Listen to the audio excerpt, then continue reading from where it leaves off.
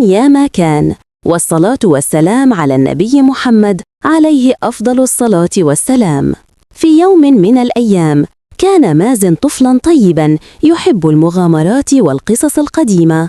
وفي ليلة من الليالي بعد أن صلى العشاء وتغطى ببطانيته الدافئة أغمض عينيه وغاص في نوم عميق، لكنها لم تكن ليلة عادية، لأن مازن وجد نفسه داخل حلم غريب يبدأ على ضفاف نهر واسع يلمع تحت ضوء القمر.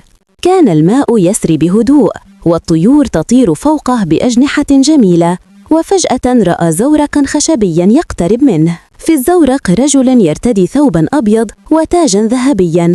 قال لمازن بصوت رخيم: هيا يا مازن، سأريك أسرار الفراعنة المصريين القدماء.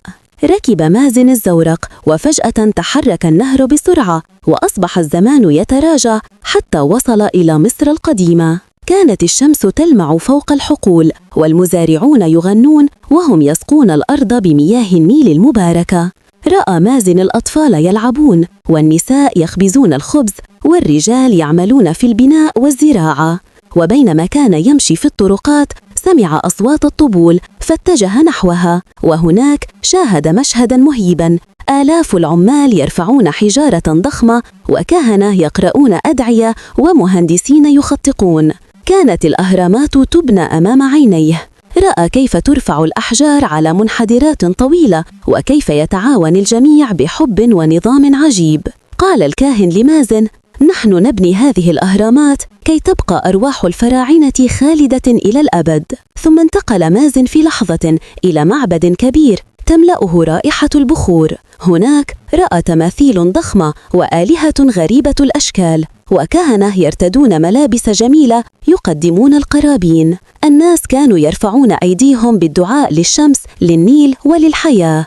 قال الكاهن: هكذا كان الفراعنة يؤمنون أن الكون كله يسير بنظام كتبه الإله رع. وبينما يتجول مازن في المعبد لمح مجموعة من الأطفال يتعلمون عند كاتب حكيم يجلس على حصير من البرد. كان يعلمهم الكتابة بعصا من القصب على أوراق صفراء. اقترب مازن منهم بدهشة وسأله: ما هذه العلامات الغريبة؟ فابتسم الكاتب وقال: هذه هي الهيروغليفية يا مازن، حروفنا التي نحفظ بها التاريخ. تعجب مازن من جمال الرموز، فجلس ليتعلم معهم قليلا، وبدأ يكتب اسمه كما يفعلون. وفجأة وجد نفسه في غرفة مليئة بالأعشاب والزيوت. كان هناك طبيب فرعوني يعالج المرضى بخلطات من العسل والنباتات. شرحوا للطبيب الصغير كيف كانوا يستخدمون أوراق النعناع لعلاج البطن والعسل لتطهير الجروح. ابتسم مازن وقال: ما أعجب ذكاءهم. وفي لحظة أخرى كان في سوق مليء بالألوان، نساء يصنعن الفخار، رجال يبيعون الأقمشة، وأطفال يضحكون وهم يجرون خلف دمى صغيرة من الطين. رأى تماثيل لملوك وملكات بملابس فاخرة، ونقوشا على الجدران تحكي قصص الحب والحرب. الألوان الزاهية جعلت مازن يشعر أنه في لوحة سحرية حية. وفجأة تغير المشهد، وسمع صرخات بعيدة. رأى جيوشا تحمل الرماح وأفيالا ضخمة تدخل من بوابات المدن. كانت هناك حروب وغزاة جاءوا من بلاد بعيدة، لكن رغم كل ذلك كان المصريون القدماء يقاتلون بشجاعة وكرامة. وبعد أن انتهى القتال عم الهدوء. رأى مازن الناس يعودون لأعمالهم، يبنون، يزرعون، ويعيدون الحياة إلى البلاد. حتى عندما تغيرت العصور بقيت آثارهم شاهدة على عظمتهم.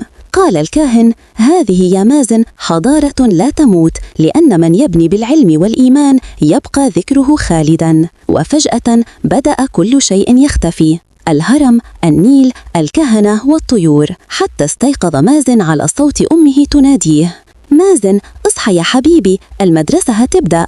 فتح عينيه فوجد نفسه في سريره، لكنه ظل يفكر: هل كان كل هذا حلما أم أنه فعلا زار زمن الفراعنة؟